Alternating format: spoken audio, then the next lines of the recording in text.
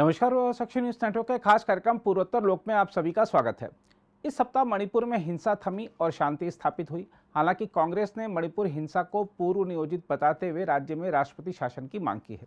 इसके अलावा असम में हिमंत बिस्व शर्मा की सरकार के 2 साल पूरे होने पर राज्य की जनता को कई सौगातें दी गईं। साथ ही इस सप्ताह पूर्वोत्तर के सभी राज्य मणिपुर की हिंसा से किसी न किसी रूप में प्रभावित रहे।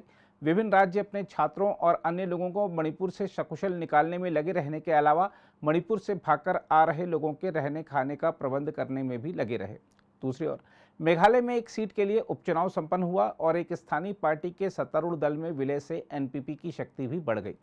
अरुणाचल प्रदेश में सप्ताह एक दिन का बंद आयोजित किया गया, तो दूसरी ओर केंद्र सरकार ने एक महत्वपूर्ण फैसला करते हुए पूर्वोत्तर राज्यों में भूमि शासन के लिए एक कार्यबल गठित करने का फैसला किया। बहरहाल आइए एक नज़र डालते हैं पूर्वोत्तर भारत से आई इस सप्ताह की बड़ी खबरों पर। सबसे पहले बात करते हैं मणिपुर की। मणिपुर के पूर्वी इंफाल जिले में अज्ञात उग्रवादियों ने बुधवार को गोलीबारी की, जिसमें असम राइफल्स का एक जवान घायल हो गया। जबकि हिंसा प्रभावित राज्य में कई स्थानों में जनजीवन फिर से पटरी पर लौट रहा है। अधिकारियों ने बताया है कि इम्फाल पश्चिम, बिष्णुपुर, चुराचांदपुर और जिरीबाम सहित 11 प्रभावित जिलों में बुधवार को सुबह 5 बजे से 6 घंटे के लिए कर्फ्यू में ढील दी गई। मंगलवार को इन जिलों में कर्फ्यू में 4 घंटे की ढील दी गई थी। रक्षा मंत्रालय के एक अधिकारी ने कहा कि अस्थायी शिविरों में शरण लिए लोग भी अब अपने अपने घर लौटने लगे हैं। हम आपको बता दें कि पिछले सप्ताह मणिपुर में हुई हिंसा में 60 लोग मारे गए थे और 30,000 से अधिक बेघर हो गए थे। मणिपुर के सूचना और जनसंपर्क मंत्री सपम रंजन सिंह ने बताया कि विस्थापित हुए 30,000 लोगों में से 26,000 को हिंसा प्रभावित जिलों से सुरक्षित जगहों पर पहुंचा दिया गया है, जबकि 4,000 लोगों ने अपने घरों के पास बनाए गए राहत शिविरों में शरण ली है। अधिकारियों के मुताबिक भारतीय सेना और असम राइफल्स के कुल 128 कॉलम या करीब 10,000 सैनिकों ने प्रभावित क्षेत्रों में फ्लैग मार्च जारी रखा है और मानव रहित विमानों की मदद से 24 घंटे हवाई निगरानी जारी रखी है। रक्षा विभाग के जनसंपर्क अधिकारी ने एक बयान जारी करके कहा है, भारतीय सेना ने असम राइफल्स के साथ मिलकर सुरक्षा ढांचे को महत्वपूर्ण रूप से फिर से आकार दिया है और मणिपुर में विशेष रूप से मौजूदा सुरक्षा स्थिति की पृष्ठभूमि में कई संसाधनों का इस्तेमाल किया गया है, जिसके चलते स्थिति अब सामान्य होती दिखाई देने लगी है और लोग अब अपने घरों की ओर लौट रहे हैं। फंसे हुए लोगों को अपनों से मिलाने का काम भी शुरू हो गया है। बयान में कहा गया है, भारतीय सेना न केवल भीतरी इलाकों में बल्कि भारत म्यांमार सीमा पर स्थित क्षेत्रों में भी निगरानी करने में कोई कसर नहीं छोड़ रही है। मानव रहित विमानों के माध्यम से 24 घंटे निगरानी, भारतीय वायुसेना और सेना के MI-17 व चीता हेलीकॉप्टरों की तैनाती तथा जमीनी स्तर पर स्थानीय लोगों में विश्वास बहाली के लिए पैदल गश्त और फ्लैग मार्च का सहारा लिया जा रहा है।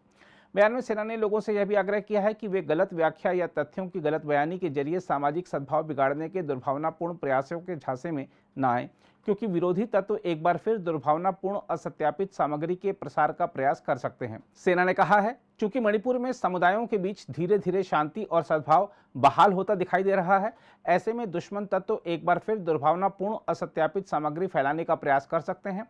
भारतीय सेना और असम राइफल्स जल्द से जल्द पूरी तरह से सामान्य स्थिति बहाल करने के लिए प्रतिबद्ध हैं। हम सभी से अनुरोध करते हैं कि गलत व्याख्या या तथ्यों की गलत बयानी के जरिए क्षेत्र में सद्भाव को बिगाड़ने के किसी भी दुर्भावनापूर्ण प्रयास को कामयाब नहीं होने दें। असम से आई खबरों की बात करें तो आपको बता दें कि असम सरकार ने प्रत्येक गरीब परिवार को 5 लाख रुपए प्रतिवर्ष तक का कैशलेस चिकित्सा उपचार मुहैया कराने वाली स्वास्थ्य देखभाल योजना आरंभ की है। एक आधिकारिक बयान के अनुसार इस योजना का मकसद सुगम तथा किफ़ायती स्वास्थ्य देखभाल सेवाओं को बढ़ावा देना है और इसके दायरे में शुरुआत में करीब 26 लाख परिवार आएंगे। मुख्यमंत्री हिमंत बिस्व शर्मा ने अपनी सरकार के 2 साल पूरे होने के मौके पर आयुष्मान असम मुख्यमंत्री जन आरोग्य योजना शुरू की। बयान में कहा गया है कि इस योजना के लाभार्थी वे लोग होंगे जिनके नाम राष्ट्रीय खाद्य सुरक्षा कानून की सूची में शामिल हैं। पूर्वोत्तर राज्यों में भूमि शासन के लिए एक कार्यबल गठित किया जाएगा। केंद्रीय ग्रामीण विकास मंत्रालय ने बताया है कि असम के गुवाहाटी में 3-4 मई को हुए पूर्वोत्तर राज्यों में भूमि शासन पर राष्ट्रीय सम्मेलन में इस बाबत फैसला किया गया है। असम, त्रिपुरा, मिजोरम और मेघालय राज्यों में प्रादेशिक और स्वायत्त जिला परिषदों ने भूमि अभिलेखों के डिजिटलीकरण और आधुनिकीकरण को विकास के लिए जरूरी बताया है। यह इस प्रकार का पहला राष्ट्रीय सम्मेलन था। इसमें वर्तमान समय में जारी राज्य कार्य प्रणालियों और भूमि अभिलेखों के आधुनिकीकरण व भूमि शासन आकलन ढांचे पर सत्र शामिल थे। साथ ही परंपरागत और स्वदेशी कानून, वर्तमान कार्य प्रणालियों और नई पहल तथा भूमि रिकॉर्ड आधुनिकीकरण में भारत के सर्वेक्षण की भूमिका पर भी एक सत्र हुआ था। ग्रामीण विकास मंत्रालय के बयान के मुताबिक बोडोलैंड प्रादेशिक परिषद, कार्बी आंगलोंग स्वायत्त जिला परिषद और दीमा हसाओ स्वायत्त जिला परिषद के तहत आने वाले क्षेत्रों को छोड़कर असम के बाकी हिस्सों में भूमि अभिलेखों और नक्शों के कंप्यूटरीकरण और डिजिटलीकरण की पहल ने अच्छी प्रगति दिखाई है। बोडोलैंड भूमि की नीति तैयार की जा रही है और शीघ्र ही इसे अंतिम रूप दिए जाने की संभावना है। मंत्रालय ने कहा है कि कार्बी आंगलोंग क्षेत्रों में अभी सर्वेक्षण नहीं किया गया है, जबकि दीमा हसाओ स्वायत्त जिला परिषद ने असम भूमि विनियमन अधिनियम को अपनाया है। बयान के मुताबिक त्रिपुरा जनजातीय क्षेत्र स्वायत्त परिषद ने 8 जिले और लगभग 10,000 वर्ग किलोमीटर का क्षेत्र छठी अनुसूची और 10 प्रथागत कानूनों के तहत आते हैं। छठी अनुसूची के तहत लाई स्वायत्त जिला परिषद क्षेत्र में सर्वेक्षण पुनः सर्वेक्षण की आवश्यकता महसूस की गई। बयान में कहा गया है कि मेघालय के खासी हिल्स स्वायत्त जिला परिषद क्षेत्रों में भूमि का अधिकांश हिस्सा खासी समुदाय के अधीन है। गारो हिल्स स्वायत्त जिला परिषद में जिला परिषद द्वारा वार्षिक पट्टा जारी करने की व्यवस्था है। मेघालय की जयंतिया हिल्स स्वायत्त जिला परिषद मेघालय भूमि सर्वेक्षण और अभिलेख तैयारी अधिनियम 1980 का पालन करती है।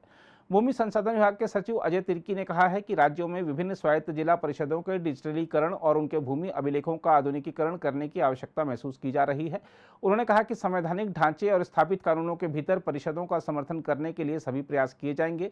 इस बयान में कहा गया है कि इस दिशा में एक कदम आगे बढ़ते हुए बोडोलैंड प्रादेशिक परिषद ने भूमि अभिलेखों के डिजिटलीकरण और आधुनिकीकरण के लिए एक प्रस्ताव रखा और भूमि संसाधन विभाग ने उसे विधिवत मंजूरी दे दी है। बयान में कहा गया है, भूमि संसाधन विभाग के सचिव ने पूर्वोत्तर राज्यों में आवश्यक कार्य को देखते हुए सूचित किया कि पूर्वोत्तर राज्यों में भूमि शासन के लिए उचित प्रक्रिया के बाद विभिन्न स्वायत्त जिला परिषदों के साथ मिलकर सक्षम प्राधिकारी के अनुमोदन के साथ एक कार्यबल का गठन किया जाएगा। इसके अलावा असम के मुख्यमंत्री हिमंत बिस्वा शर्मा ने घोषणा की है कि असम सरकार ने यह पता लगाने के लिए एक विशेषज्ञ समिति गठित करने का फैसला किया है कि राज्य विधानमंडल को बहुविवाह पर रोक लगाने का अधिकार है या नहीं। उन्होंने कहा कि समिति भारत के संविधान के अनुच्छेद 25, राज्य नीति के निर्देशक सिद्धांत और मुस्लिम पर्सनल लॉ अधिनियम 1937 के प्रावधानों पर गौर करेगी। हिमंत बिस्वा शर्मा ने अपनी सरकार की दूसरी वर्षगांठ के अवसर पर संवाददाता सम्मेलन में कहा कि समिति कानूनी विशेषज्ञों सहित सभी हितधारकों के साथ व्यापक विचार विमर्श करेगी ताकि एक सुविचारित निर्णय लिया जा सके। उन्होंने कहा, हम समान नागरिक संहिता की ओर नहीं जा रहे हैं, इसके लिए राष्ट्रीय सहमति की आवश्यकता है और केंद्र सरकार इस बारे में पहल करेगी। उन्होंने कहा, हम यूसीसी के एक घटक के रूप में राज्य में बहुविवाह पर प्रतिबंध लगाने के अपने इरादे की घोषणा कर रहे हैं। शर्मा ने कहा कि इस मुद्दे पर फैसला आम सहमति से लिया जाएगा, न कि जबरदस्ती या आक्रामकता से। इसके अलावा असम के मुख्यमंत्री हिमंत बिस्वा शर्मा ने कहा है कि वह उस मामले की बारीकी से निगरानी कर रहे हैं जिसमें एक डॉक्टर दंपति को उस बच्ची का यौन शोषण करने के आरोप में गिरफ्तार किया गया था, जिसके बारे में दावा किया गया था कि उन्होंने उसे गोद लिया था। हिमंत बिस्वा शर्मा ने संवाददाता सम्मेलन को संबोधित करते हुए कहा कि वह गुवाहाटी उच्च न्यायालय के मुख्य न्यायाधीश को पत्र लिखकर 6 महीने के भीतर न्याय सुनिश्चित करने के लिए कहेंगे। उन्होंने कहा, मैंने पुलिस से 30 से 45 दिनों के भीतर आरोप पत्र दाखिल करने को कहा है। मैं दिन प्रतिदिन के आधार पर मामले की निगरानी कर रहा हूं। हम आपको बता दें कि शनिवार को गुवाहाटी में एक डॉक्टर और उनके परिवार की घरेलू सहायिका को गिरफ्तार किया गया था, जबकि उनकी मनोचिकित्सक पत्नी को रविवार को शहर से भागने की कोशिश करते हुए पकड़ा गया था। पुलिस ने डॉक्टर दंपति और उनकी घरेलू सहायिका के खिलाफ आईपीसी की विभिन्न धाराओं के साथ साथ यौन अपराधों से बच्चों का संरक्षण अधिनियम 2012 यानी पॉक्सो के तहत मामला दर्ज किया है। इसके अलावा असम में राज्य स्तरीय पुलिस भर्ती बोर्ड ने पुलिस समेत विभिन्न सरकारी विभागों में 5400 से ज्यादा अभ्यर्थियों को चयनित घोषित किया है। एसएलपीआरबी के अध्यक्ष और राज्य के पुलिस महानिदेशक जीपी सिंह ने यह जानकारी दी। यह भर्ती अभियान असम पुलिस नागरिक सुरक्षा महानिदेशक और home guard commandant, Assam police radio संगठन, अग्निशमन और आपात सेवा, कारागार, आबकारी और वन विभागों की ओर से चलाया गया था। हम आपको बता दें कि विभिन्न विभागों की ओर से आयोजित भर्ती अभियानों के नतीजे बीते कुछ दिनों से घोषित किए जा रहे हैं। राज्य की हिमंत बिस्वा शर्मा के नेतृत्व वाली सरकार अपनी दूसरी वर्षगांठ पर 1 लाख सरकारी नौकरी के आंकड़े को छूने के करीब है। मेघालय से आई खबरों की बात करें तो आपको बता दें कि मेघालय में पीपुल्स डेमोक्रेटिक फ्रंट यानी पीडीएफ ने अपने 2 विधायकों के साथ सत्तारूढ़ नेशनल पीपुल्स पार्टी यानी एनपीपी में विलय कर लिया है। इसी के साथ 60 सदस्यीय राज्य विधानसभा में सत्तारूढ़ पार्टी के सदस्यों की कुल संख्या बढ़कर 28 हो गई है।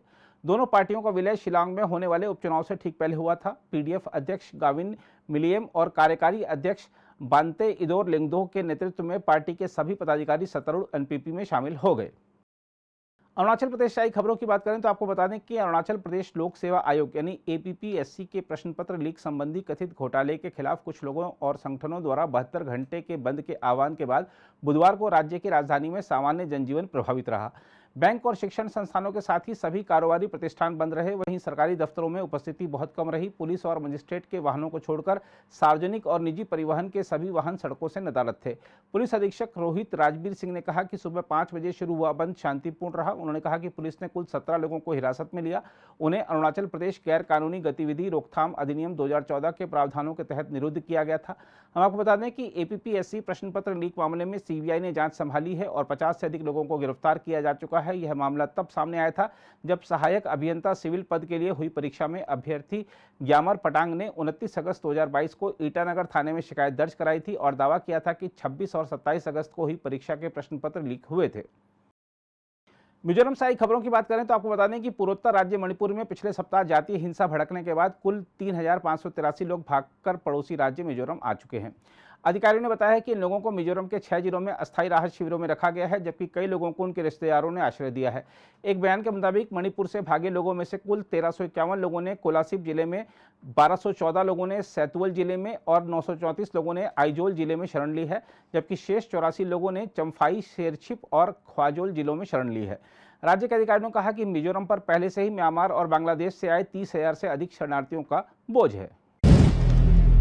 अगर आप भी लेना चाहते हैं देश दुनिया की तमाम जानकारी तो आज ही सब्सक्राइब करें हमारे चैनल को। साथ ही नीचे दिए बेल आइकन को जरूर दबाएं ताकि हर अपडेट आप तक पहुंच सके।